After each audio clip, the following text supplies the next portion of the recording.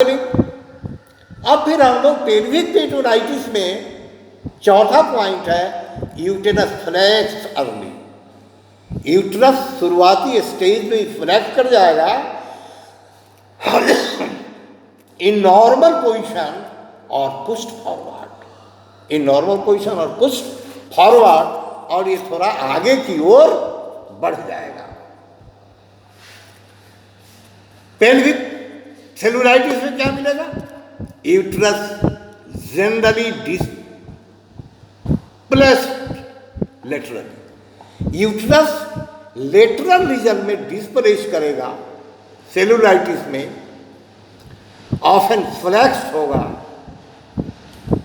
Flexion sometimes less complete, कभी कभी flexion कम भी होगा।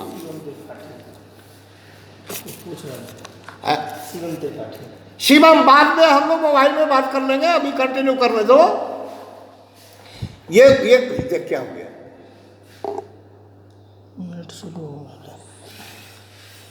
फिर नेट शुरू।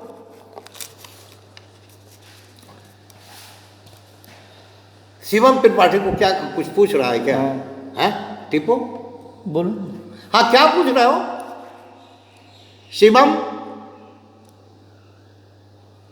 You are asking something, Shivam Tripathi? Shivam Tripathi कुछ पूछ रहे हो क्या? आवाज नहीं मिल रही, चलो आगे बढ़ो।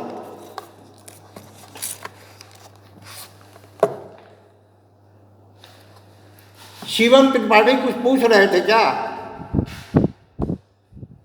चलो आवाज नहीं मिल रही है, चलो आगे बढ़े हम लोग। तो ये डिफरेंशियल पॉइंट है बिटवीन पेल्विक पेरिटोनाइटिस और पेल्विक सेलुलाइटिस पर हमारा पांचवा पॉइंट है सर्विक्स में भी नॉर्मल, यूट्रस का जो सर्विक्स होगा वो नॉर्मल हो सकता है और अपेरेंटली शॉर्ट एंड बिहाइंड और ऑल राउंड। ये पेल्विक पेरिटोनाइटिस में यूट्रस नॉर्मल होगा, बट पेल्विक सेलुलाइटिस में cervix often apparently shortened at one side, लेकिन इसमें जो सर्विक्स है वो शॉर्टेंड होगा। तो ये हमारा था अभी differential points between peritonitis, pelvic peritonitis and pelvic cellulitis.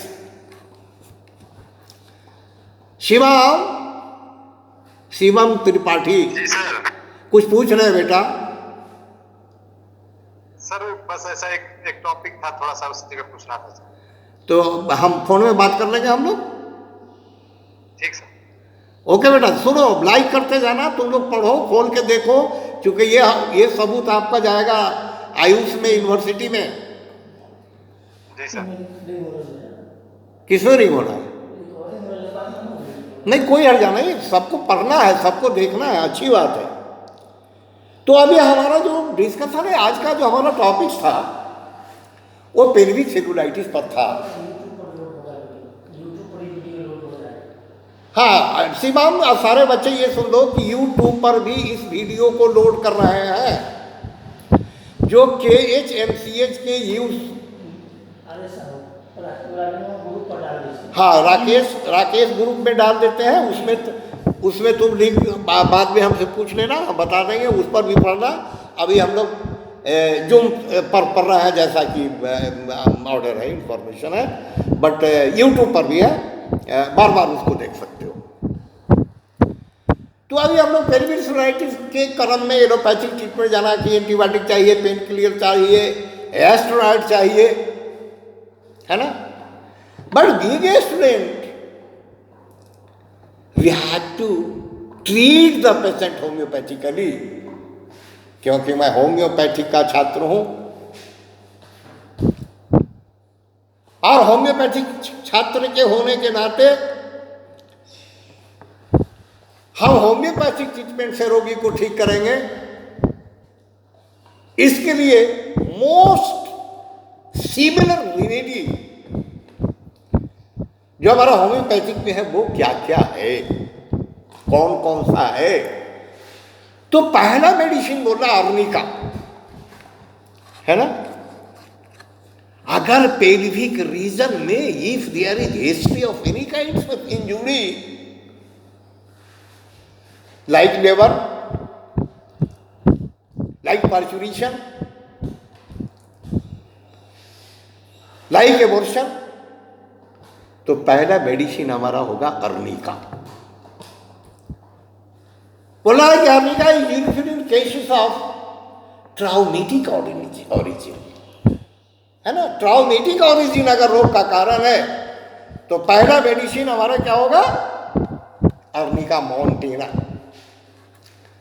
दूसरा मेडिसिन क्या होगा, bryonia alba, bryonia alba. Most useful in the first part of the stage of exudating, stitching, lacerating pain in the abdomen. हमारा Bryonia का red line symptom क्या है, stitching nature pain. If there is the nature of pain is stitching, indication of bryonia. Bryonia. तीसरा जो bryonia का red line symptom है, aggravation from the slightest motion. रोगी थोड़ा सा चलता फिरता है, उसके रोग के लक्षण में वृद्धि होता है।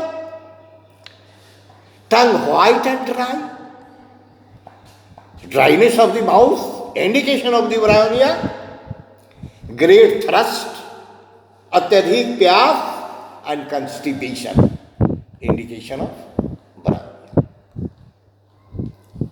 एपिस्मेल, अगली दवा बोल रहा है, the action of APs upon the cellular tissue is more marked than that of any other remedy and is power to cause absorption of cellular effusion in proverbial. It is especially indicated when the abdomen is distant and unsensitive. Epismen का symptom with burning, stinging pain in the uterus. एपिस्मेल का हमारा red line symptom क्या है, burning stinging pain. तो ये pelvic cellulitis में if there is burning stinging pain, indication of एपिस्मेलिफिका।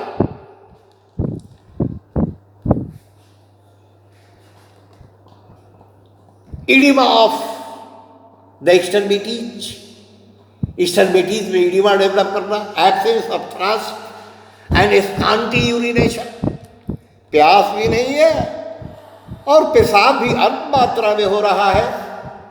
अगली दवा हमारा बोलता है आर्थेनिक अल्बम, जो मोस्ट सिमिलर हो सकता है। वो क्या है, द पेशेंट रैपिडली इनिशिएट, बड़ी तेजी से रोगी में इनिशिएशन डेवलप करता है। ग्रेट प्रोस्ट्रेशन वो फील करता है। Adynamia, nervous restlessness, drinks often but little at a time, कभी कभी प्यास लगती है और बहुत थोड़ा थोड़ा पीता है आर्थेनिक। तो अभी हम लोगों ने कई मेडिसिन पर डिस्कशन किया, लेकिन ये जरूरी नहीं कि वो चारों मेडिसिन ही वो मेडिसिन सिमिलर हो, है ना।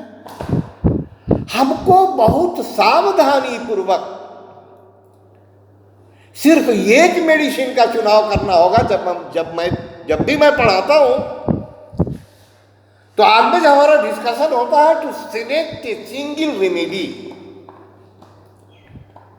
And give in minimum dose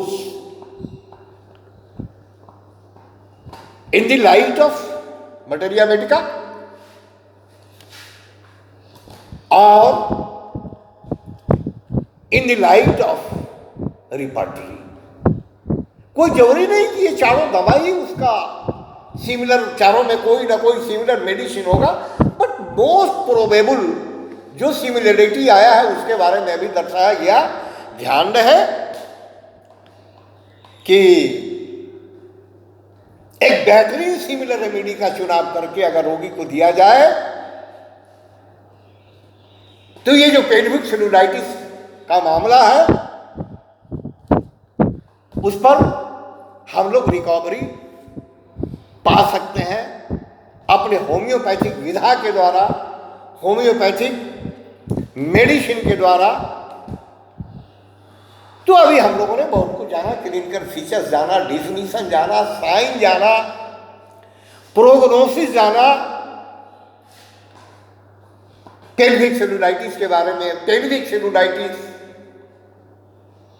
and peritonitis दोनों करीब करीब एक ही तरह का रोग है। दोनों में क्या डिफरेंस होगा उसको बाइफर्केट करके हम लोगों ने डिफरेंस उसका जाना। अच्छी तरह हम लोगों ने इसका स्टडी किया, ध्यान दिया।